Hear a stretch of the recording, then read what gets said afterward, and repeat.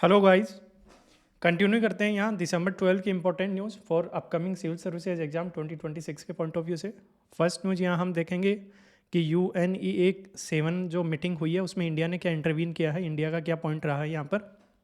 That the United Nations environment assembly. Okay, next one हम देखेंगे Mexico की जो टैरिफ है वो वापस उन्होंने एक्सटेंड किए हैं, यानी कि जनवरी 1 2026 से उन्होंने फर्दर एक्सटेंड किया है। तो इसका क्या इंपैक्ट होगा इंडिया के एक्सपोर्ट्स पर। फाइन, उन्होंने ये कंटिन्यू किए हैं। एक्चुअल में इन्होंने जुलाई 2024 में ही यहाँ पर जो है टैरिफ्स लगा दिए थे, अब कुछ एक्सटेंड भी किया है, साथ में कुछ इंक्रीमेंट भी किए हैं, वो देखेंगे। इसके बाद देखेंगे मद्रास हाईकोर्ट कोलेजियम कंट्रोवर्सी क्या है। फाइन, प्रीलिम्स के लिए इंपॉर्टेंट हो जाता है ये।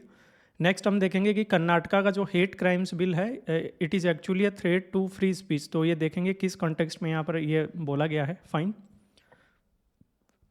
फिर नेक्स्ट हम देखेंगे invisible epidemic, that is air pollution largest health threat. Okay, after that we will see is the falling rupee a cause for alarm. फिर हम देखेंगे कि जो सेविंग्स है इंडिया में, उनका जो शिफ्ट है एक्चुअल में ये किस तरीके से इंडिया के मार्केट्स को रीशेप कर रहा है, काफ़ी इंपॉर्टेंट है। फिर देखेंगे कि 2025 में यूनाइटेड स्टेट्स की तरफ से जो 4 की इकोनॉमिक पॉलिसी शिफ्ट हैं वो क्या हैं और उनका ग्लोबल इम्पैक्ट क्या है, और आने वाले टाइम में इसका ग्लोबल इकोनॉमी पर क्या इम्पैक्ट होने वाला है। फाइन, और इसमें फिर फर्दर हम एनालिसिस करेंगे यूनाइटेड नेशंस की अभी न्यू नेशनल सिक्योरिटी स्ट्रेटेजी आई है NSS अंडर डोनाल्ड ट्रंप, वो देखेंगे। और लास्ट न्यूज़ हम देखेंगे विकसित वीमेन फॉर ए विकसित भारत। ओके, काफ़ी इंपॉर्टेंट न्यूज़ है फॉर मेंस। तो कंटिन्यू करते हैं फर्स्ट न्यूज़ के साथ, that is India's intervention at UNEA 7। ओके, तो अभी पहले ये देखें कि UNEA क्या है, यूनाइटेड नेशंस एनवायरनमेंट असेंबली। ये वर्ल्ड की हाईएस्ट लेवल की डिसीजन मेकिंग बॉडी है on environmental matters. Okay, apex body है, ये ध्यान रखेंगे। Fine, bringing together all 193 UN member. तो यूनाइटेड नेशंस के जो मेंबर हैं वो ऑल इसके मेंबर होंगे, यूनिवर्सल मेंबरशिप है, that means global environmental agenda को लेकर।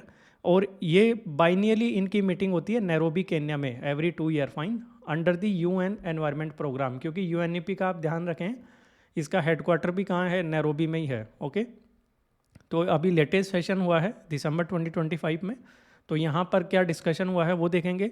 और एक्चुअल में UNEA का क्रिएशन हुआ था 2012 में आफ्टर द Rio+20 कॉन्फ्रेंस के बाद। Fine, to elevate the environmental diplomacy. Fine, और यूनिवर्सल मेंबरशिप हमने देखा ही है। तो यहाँ पर कुछ डिबेट हुई है और उसके बाद यहाँ पर कुछ रिजोल्यूशंस अडॉप्ट किए जाते हैं, मिनिस्ट्रियल डिक्लेरेशन होती हैं, स्ट्रेटजीज होती हैं for the global environmental governance. Fine, तो UNEA 7 अभी हुआ है नैरोबी में। इसकी थीम क्या है, advancing sustainable solutions for a resilient planet. Okay, participation यहाँ पर देखा हमने, ओवर 6000 डेलीगेशंस यहाँ पर आए थे, अबाउ 186 कंट्रीज से। UNEA का रोल हमने देखा ही है, अपेक्स UN बॉडी है एनवायरमेंटल डिसीजन मेकिंग के कॉन्टेक्स्ट में। फाइन, बैकड्रॉप अभी देखें तो यहाँ पर global environment outlook 7 GEO 7 report है, वो भी यहाँ पर रिलीज हुई, जो UNEP की तरफ से लॉन्च की जाती है। फाइन, और यहाँ पर यही कहा गया है कि ग्लोबल वार्मिंग है वो इंक्रीज है, यानी कि एक्सीलरेशन देखने को मिल रहा है। और साथ ही साथ जो है क्लाइमेट टिपिंग पॉइंट्स हैं उनमें उनका कहीं ना कहीं जो है क्रॉसिंग होती हुई दिख रही है। फाइन, जैसे कि आइस शीट लॉस है, तो जो आइस शीट हैं उनमें अगर आप अंटार्कटिका में देखें, आर्टिक में देखें, हिमालयन आइस देखें तो उसका लॉस देखने को मिल रहा है। परमाफ्रोस्ट तो है, कोरल रीफ कोलैप्स भी देखने को मिला है। तो अभी आउटकम क्या है ये इंपॉर्टेंट है। यहाँ पर अडोप्ट किए गए हैं 11 रिजोल्यूशंस, 3 डिसीजंस और एक मिनिस्ट्रियल डिक्लेरेशन। फाइन, और कुछ जो टॉपिक्स इंक्लूड किए गए हैं, की topics like safeguarding coral reefs and glaciers, sound management of minerals metals critical for energy transition, तो इसकी भी बात की गई है। Addressing chemicals waste and anti microbial resistance. Fine, tackling wild fires and sargassum seaweed blooms, तो ये भी बहुत बड़ा चैलेंज है। Fine, exploring the sustainable use of artificial intelligence in environmental action, तो ये एक इंपॉर्टेंट पार्ट हो जाता है आपके मेंस GS 3 में कि AI का कैसे यूज किया जा सकता है ताकि आप एनवायरमेंटल एक्शन को जो है सस्टेनेबल यूज भी हो सके और इसको फर्दर एक्सिलरेट कर पाएँ। फाइन, नेक्स्ट स्ट्रेटेजिक प्लानिंग को लेकर यहाँ पर क्या हुआ है कि यूएनईपी ने अप्रूव किया है मीडियम टर्म स्ट्रेटेजी। यूएनईपी की जो मीडियम टर्म स्ट्रेटेजी यानी कि 2026 से 2030 की, उसको भी यहाँ पर अप्रूव किया गया है, ताकि उसका अल्टीमेटली फोकस किस पर है, climate stability, biodiversity, zero pollution, resilient ecosystems and circular economies. Fine. So why UNEA matters, एक तो यूनिक फोरम है जो एक्चुअल में ओनली ग्लोबल प्लेटफॉर्म है जो एड्रेस करता है आपकी क्लाइमेट चेंज को भी, बायोडाइवर्सिटी लॉस को भी और पोल्यूशन को एक साथ। फाइन। साथ में इसके जो रिजोल्यूशंस हैं वो लीगली बाइंडिंग नहीं है, ये ध्यान रखेंगे। Fine. But they carry strong political weight. Fine. और इक्विटी फोकस की भी बात करता है ये, यानी कि डेवलपिंग कंट्रीज़ को जो है उनके कंटेक्स्ट में उनके कंसर्न को भी यहाँ पर कंसिडर किया जाता है, including India. Fine. So here they emphasise the need for accessible finance. Developing countries और जो लोड या लिस्ट डेवलप्ड कंट्रीज़ हैं उनको भी फाइनेंस की एक्सेसिबिलिटी हो, टेक्नोलॉजी ट्रांसफ़र हो और कैपेसिटी बिल्डिंग पर जो है उनको सपोर्ट मिले। फाइन। ग्लोबल कोऑपरेशन की यहाँ बात होती है। आप यहाँ देखेंगे कि मल्टीलेटरल एनवायरमेंटल एग्रीमेंट्स हैं यूएनईए के अंडर जो होते हैं, वो कहीं ना कहीं अलाइन करते हैं आपके पेरिस एग्रीमेंट के साथ में और Kunming Montreal global biodiversity framework के साथ। फाइन। क्योंकि ये यूएन के अंडर हैं, लेकिन ये अलग अलग एरिया में देखेंगे। जैसे पेरिस एग्रीमेंट है, ये UNFCCC के अंडर है, और ये UN कन्वेंशन ऑन बायोडाइवर्सिटी पर है, CBD। ठीक है। बट आप ये देखेंगे कि ये वाला जो हम देख रहे हैं ये UNEA के अंडर है, तो कहीं ना कहीं UNEA जो है इनको दोनों को कंसीडर करते हुए, इनके साथ अलाइन करते हुए यहाँ पर काम करता है। तो कुछ चैलेंजेस भी हैं। फंडिंग क्राइसिस बहुत बड़ा चैलेंज है। फाइन। डेवलप्ड कंट्री जो हैं वो डिक्लाइन करती हैं कहीं ना कहीं कंट्रीब्यूशन, या जियोपॉलिटिकल डिवाइड भी होता है फाइनेंसिंग को लेकर। तो इम्प्लीमेंटेशन गैप ऑटोमेटिकली देखने को मिलेगा आपको। जितना हम टारगेट लेके चलते हैं उसके अकॉर्डिंग हम जो है इम्प्लीमेंटेशन देखने को नहीं मिलता। इक्विटी टेंशन तो है ही है। लिस्ट डेवलप और डेवलपिंग कंट्रीज़ की बार बार यहाँ पर जो है कंप्लेन रहती है कि हमें जो है CBDRRC प्रिंसिपल को जो है उसको फॉलो नहीं किया जाता, यानी कि common but differentiated responsibility. Fine.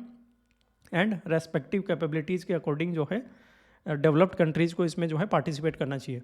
India की पोजीशन क्या है यहाँ पर? तो इंडिया की तरफ से हमारे जो एनवायरनमेंट मिनिस्टर हैं, minister of state Kirtivardhan Singh, उन्होंने यहाँ पर पार्टिसिपेट किया और कोर मैसेज यही दिया इन्होंने कि जो UNEA के आउटकम्स हैं वो प्रैक्टिकल होने चाहिए, इम्प्लीमेंटेबल होने चाहिए और इक्विटेबल होने चाहिए। फाइन। जो प्रिंसिपल्स जिन पर हमने एम्फेसाइज़ किया यहाँ पर, इक्विटी की बात की, CBDR को हमने बार बार कहा कि इसको ट्रू मीनिंग में जो है अडोप्ट किया जाना चाहिए। साथ में नेशनल सर्कमस्टांसेज है उनकी रेस्पेक्ट की जानी चाहिए। अलग अलग कंट्री के जो है यूनिक सर्कमस्टांसेज होते हैं, तो उसके अकॉर्डिंग उनको ट्रीट किया जाना चाहिए। उनके लिए फाइनेंशियल अवेलेबिलिटी हो, उनकी रेस्पॉन्सिबिलिटी उसके अकॉर्डिंग जो है डिसाइड की जानी चाहिए। साथ में हमने कुछ की इनेबलर्स की बात की है जो डेवलपिंग कंट्रीज़ के लिए इंपॉर्टेंट है, लाइक फाइनेंस है वो एक्सेसिबल हो, टेक्नोलॉजी ट्रांसफ़र होनी चाहिए, कैपेसिटी बिल्डिंग में सपोर्ट होना चाहिए। फाइन। तो इनकी हमने बार बार बात की है और हमने साफ साफ इसमें कहा है कि अगर आप आउटकम्स अगर आप देखें, अगर वो इम्प्लीमेंट होते हैं तो they are going to complement your existing multilateral environmental agreements. Fine. साथ ही साथ अगर आप यहाँ देखें तो इंडिया ने यहाँ पर ये भी हाईलाइट किया है कि हमारे कुछ डोमेस्टिक इनिशिएटिव हैं जो इसके जो यहाँ एजेंडा है उसके अकॉर्डिंग या उसके अलाइन होते हुए दिखते हैं। लाइक हमने 50% non fossil fuel install electricity capacity है वो अचीव कर ली है, जो कि एक्चुअल में हमने 2030 का टारगेट रखा था, लेकिन हमने 2025 में अचीव किया है, 5 ईयर्स अहेड। तो ये बहुत बड़ा अचीवमेंट है। एनर्जी ट्रांजिशन मेजर्स हैं, लार्ज स्केल एफॉरेस्टेशन हमने यहाँ पर देखा है। फाइन। साथ में हमारे जो एनवायरमेंटल एक्शंस हैं वो एक्चुअल में देखा जाए तो उसमें डिग्निटी, अपॉर्चुनिटी और वेलबिंग को जो है फोकस में रख के किया जा रहा है। सिर्फ पॉलिसी के पर्सपेक्टिव से ही जो है इंडिया ये कहें कि एनवायरमेंटल एक्शन या क्लाइमेट एक्शन जो है वो नहीं ले रहा है। फाइन। तो ये बहुत इंपॉर्टेंट हो जाता है। साथ में इंडिया की इंटरनेशनल कॉन्ट्रीब्यूशंस हैं वो भी यहाँ पर मेंशन की गई हैं, लाइक इंटरनेशनल सोलर अलाइंस है, ग्लोबल बायोफ्यूल अलाइंस है, coalition for disaster resilient infrastructure that is CDRI, international big cat alliance है, फाइन, IBCA, और भी कई सारे हमारे other knowledge sharing and capacity building initiative जो है वो इंडिया ले रहा है। तो ये काफ़ी इंपॉर्टेंट हो जाता है आपके वैल्यू एडिशन के तौर पर आंसर राइटिंग में। फाइन। तो टेक अवे यही है कि इंडिया ने यही कहा है कि UNEA 7 जो है वो एक people centred equity driven approach के ऊपर काम करे। फाइन। और इसमें फाइनेंस, टेक्नोलॉजी ट्रांसफ़र और मैनेजेबल ऑब्लिगेशंस हैं, उन पर फोकस होना चाहिए। इसके बाद नेक्स्ट न्यूज़ है that Mexico tariff extension and its impact on India's exports. तो प्रीलिम्स और जनरल स्टडीज़ पेपर 3 के पॉइंट ऑफ व्यू से इंपॉर्टेंट हो जाता है। तो बैकग्राउंड यही है कि मैक्सिको ने एक्चुअल में अप्रैल 2024 में 2 ईयर्स के लिए यहाँ पर टैरिफ्स ऑलरेडी इम्पोज किए हुए थे, जिनकी रेंज आप देखें 5 to 50%। मैक्सिको में 50% मैक्सिमम इन्होंने रखा हुआ है कि जो भी नॉन FTA पार्टनर्स, इनके फ्री ट्रेड एग्रीमेंट पार्टनर नहीं हैं, उनके ऊपर 5 to 50% उनके इंपोर्ट्स पर जो है ये टैरिफ्स लगाएंगे, जिसमें इंडिया भी आ जाता है, फाइन, और अदर एशियन कंट्रीज़ भी आ जाती हैं इंक्लूडिंग चाइना। ओके, तो यहाँ पर देखेंगे कि अभी लेटेस्ट दिसंबर में क्या हुआ है कि सीनेट ने, इनकी जो पार्लियामेंट है, उन्होंने यहाँ पर डिसाइड किया है कि या कहें कि अप्रूव किया है कि जनवरी 1, 2026 से फर्दर जो है इन टैरिफ्स को जो है इनमें एक तो एक्सटेंशन होगा कि इन्हें फर्दर कंटिन्यू किया जाएगा, और साथ में कुछ की जो टैरिफ्स थे उनमें इंक्रीमेंट देखने को मिला, उनकी रेट्स में इंक्रीज़ किया गया है, फाइन। लाइक जैसे इंपोर्ट ड्यूटी है कार्स पर, इन्होंने 20% से रेज करके 50% कर दी है। तो ये एक बहुत बड़ा सिग्निफिकेंट यहाँ पर जो है इसमें चेंज देखने को मिला है, फाइन। अब यहाँ पर ये देखेंगे कि जियोपॉलिटिकल कॉन्टेक्स्ट क्या है इसका। तो यूनाइटेड स्टेट्स का एक तो प्रेशर है यहाँ पर, यूएस ने, अभी ट्रंप ने कहा है कि हम जो है USMCA that means US Mexico और कनाडा एग्रीमेंट है उसको रिव्यू करेंगे, तो इसका इनके ऊपर प्रेशर है। साथ में इन्होंने कहा कि जो रीरूटिंग कंसर्न है वो भी यहाँ पर US ने कहा है कि वो भी आपको टैकल करने होंगे, यानी कि जो गुड्स आप अगर चाइना से या इंडिया से इंपोर्ट होके आ रही हैं और उसके बाद वो US के मार्केट में आ रही है वाया मैक्सिको, तो ये नहीं होना चाहिए, फाइन। साथ में रेवेन्यू गोल की बात की है, तो यहाँ पर मैक्सिको खुद भी यहाँ चाहता है कि, उन्होंने कहा है कि हम 2026 में एटलीस्ट $3.76 बिलियन का जो है यहाँ पर रेवेन्यू जनरेट करना चाहते हैं, ताकि हमारा जो फिजिकल डेफिसिट है वो कम हो सके। साथ में लेटिन अमेरिका ट्रेंड की बात होती है, यानी कि अदर जो साउथ अमेरिकन कंट्रीज़ हैं वो भी सिमिलर यहाँ पर जो है एक्शंस ले सकती हैं, या सिमिलर पॉलिसी चेंज उनमें देखने को मिल सकता है, वो भी टैरिफ वाली पॉलिसी पर जा सकते हैं। क्योंकि पहले ट्रंप ने ये कंटिन्यू किया है, यानी कि US ने कर दिया, उसके बाद अब मैक्सिको इसमें है, फाइन, और आने वाले टाइम में हो सकता है कि फिर बाकी और कंट्रीज़ भी इसको कंटिन्यू करें, फाइन। US का पुश, ऑब्वियसली यूनाइटेड स्टेट्स यहाँ पर बार बार एनकरेज कर रहा है कि जो लेटिन अमेरिकन नेशंस हैं वो एक्चुअल में उन्हें अपनी इकोनॉमिक टाई चाइना के साथ में है वो लिमिट में रखनी चाहिए, प्रिवेंट करनी चाहिए, फाइन। तो ये भी एक प्रेशर है उनके ऊपर। तो इंडिया और मैक्सिको पर्टिकुलरली इस कॉन्टेक्स्ट में हमारे लिए ये न्यूज़ इंपॉर्टेंट हो जाती है। तो इंडिया का एक्चुअल में मैक्सिको के साथ जो ट्रेड है उसमें अगर एक्सपोर्ट्स हम देखें फाइनेंशियल ईयर 25 में, तो यहाँ पर $5.7 बिलियन रहा है, जो कि हमारे टोटल एक्सपोर्ट्स का अबाउट 1.3% बनता है, ओके। और अगर सेक्टरल कंसंट्रेशन देखें तो हम सबसे ज़्यादा जो एक्सपोर्ट करते हैं मैक्सिको को, वो करते हैं मोटर कार्स एंड पार्ट्स में, about $1.4 billion, that is 25% of exports to Mexico. यानी कि जितना हम कार और मोटर कार और इसके स्पेयर पार्ट्स का जितना एक्सपोर्ट्स इंडिया करता है, उसका अकेले का 1/4 पार्ट अकेले मैक्सिको को जाता है, ये ध्यान रखेंगे। यानी कि हम सबसे ज़्यादा जो, अगर इस पर्टिकुलर सेक्टर में देखें मोटर कार और पार्ट्स वाले में, तो सबसे ज़्यादा एक्सपोर्ट हम मैक्सिको करते हैं।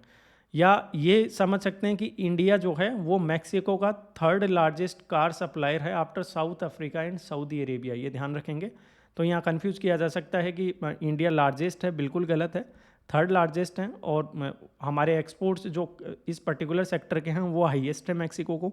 मोटरसाइकिल भी हम अच्छा खासा एक्सपोर्ट करते हैं इनको, यानी कि जितनी मोटरसाइकिल हम एक्सपोर्ट करते हैं उसका 7% अकेले मैक्सिको को करते हैं, फाइन।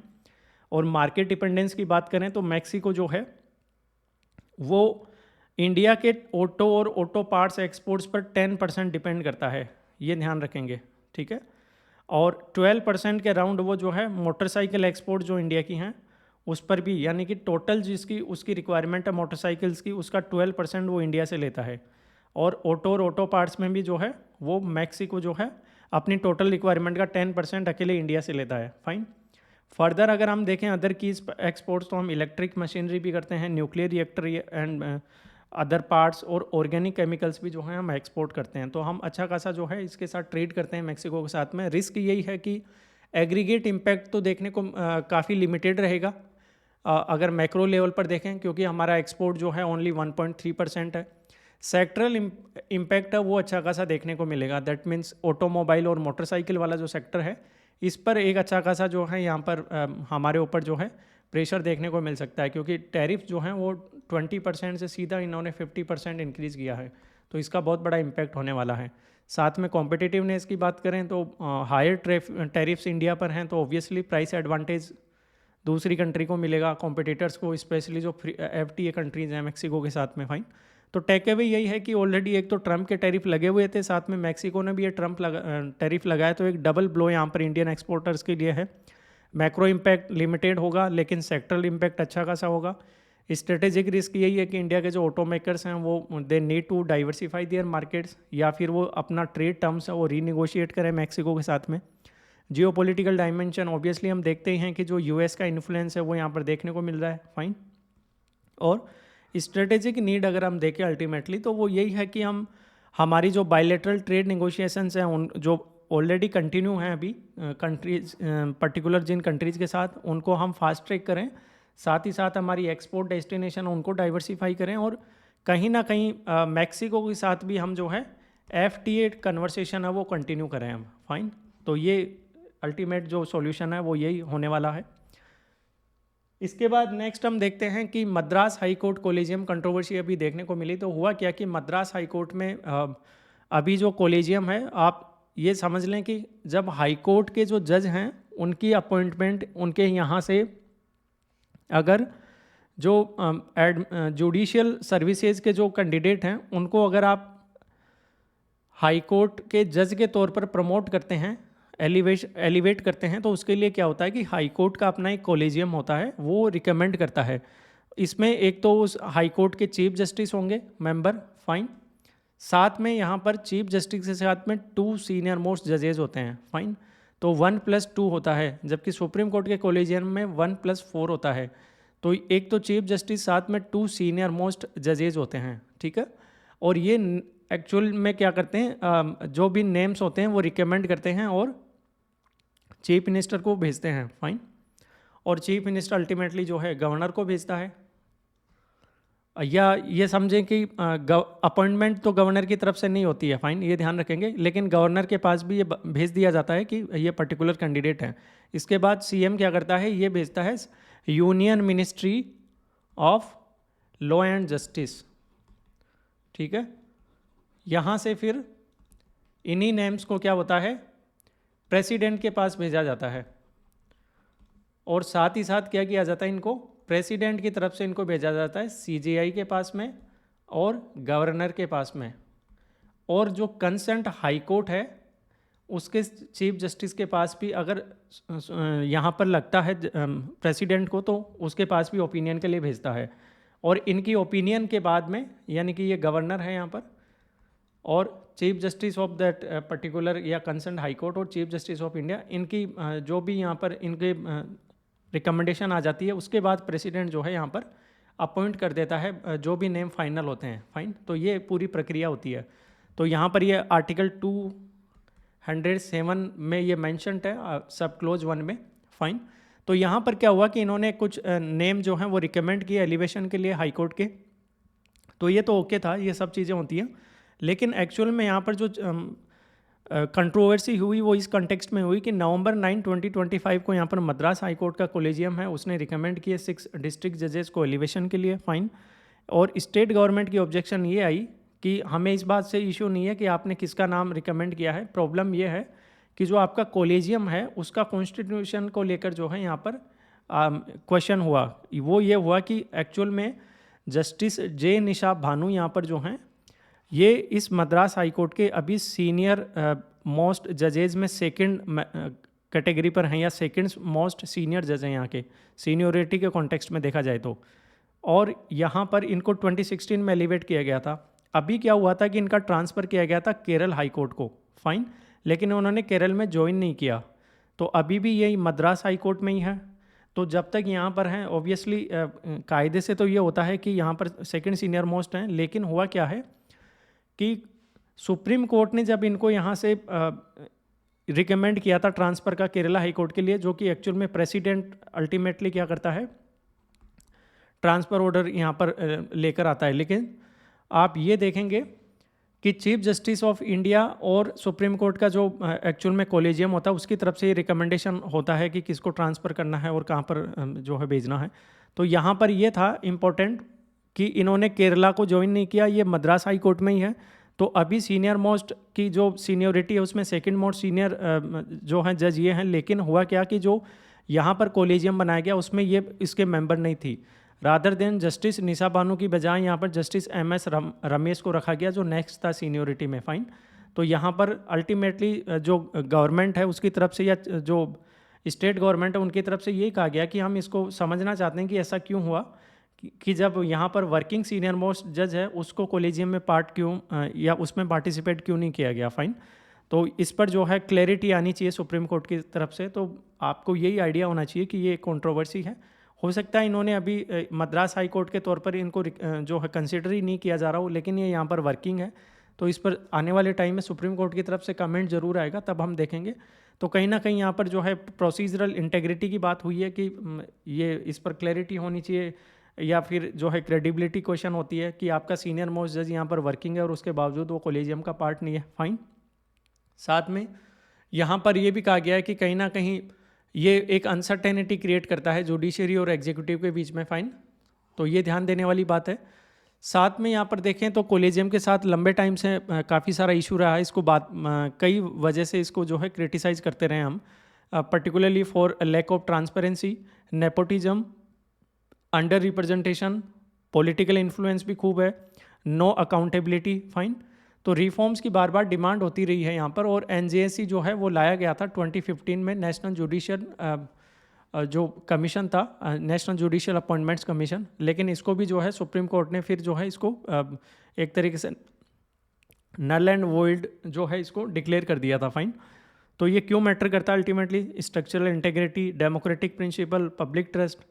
आर्टिकल में इवन एथिकल रिमाइंडर के तौर पर भी जो एडिटोरियल में ये मेंशन किया गया कि जो थिरुकुराल में है वहाँ भी ये मेंशन किया गया है कि इम्पार्शियलिटी और प्रोसीजरल फेयरनेस है उसको फॉलो करना चाहिए। फाइन।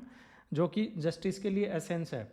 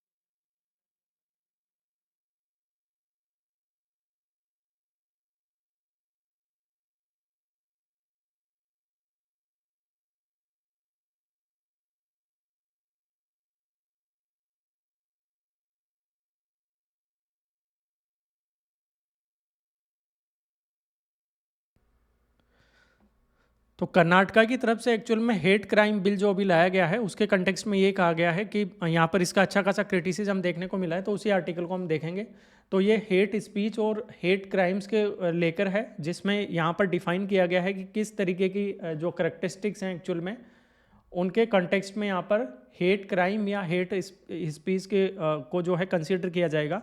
तो यहाँ पर हेट स्पीच को लेकर कहा गया है कि जो भी एक्सप्रेशंस है लाइक ये स्पोकन एक्सप्रेशन भी हो सकता है, आपका रिटर्न भी हो सकता है, विजुअल भी हो सकता है या इलेक्ट्रॉनिक भी हो सकता है, जिसकी वजह से अगर इंजरी है, डिसहार्मनी है, एनमिटी है, हेटर्ड है या इल विल यहाँ पर होती है तो उसको जो है हेट स्पीच की कैटेगरी में लिया जाएगा। लेकिन बात ये हो जाती है कि ये सारी जो टर्म्स हैं ये इनडिफाइनेबल हैं, ठीक है, कोई पर्टिकुलर डेफिनेशन नहीं हो सकती और ये सब्जेक्टिव टर्म्स हैं।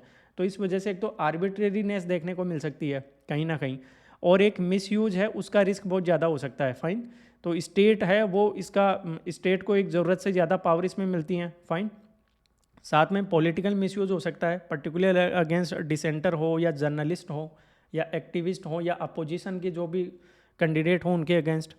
ग्लोबल पैरेलल्स अगर हम देखें तो अभी हमने रिसेंट में देखा कि काफ़ी सारी जो वेस्टर्न कंट्रीज़ हैं उनमें अभी जो गाजा वॉर के दौरान जो यहाँ पर प्रो पैलेस्टीनियन स्पीच थे तो यहाँ पर पीसफुल स्पीच और प्रोटेस्ट देखने को मिले थे, लेकिन उसके ऊपर भी हमने क्रैकडाउन जो देखा वो काफ़ी हैवी क्रैकडाउन था। फाइन, तो इससे हमें पता चलता है कि सिमिलर सिचुएशन हम कर्नाटका में ना देखें, ये हमारे लिए ज़रूरी हो जाता है। फाइन, साथ में ये भी ज़रूरी है कि जो एग्जिस्टिंग लीगल फ्रेमवर्क है वो हमारे पास ऑलरेडी अवेलेबल है, तो फिर इसकी रिक्वायरमेंट कहाँ है, क्योंकि इंडिया में अभी हमने देखा कि आईपीसी के सेक्शन 153A, 295A, 505 और ऐसे कई सारे प्रोविजंस या सेक्शंस ऑलरेडी अवेलेबल हैं जो इन सब सिचुएशन के साथ डील करते हैं। फाइन, चाहे फिर इनकी वजह से वॉयलेंस हो या कम्युनल डिसहार्मनी हो, तो अलग से इसके लिए लॉ लाने की रिक्वायरमेंट क्या है। फाइन, तो ये समझ के बाहर है।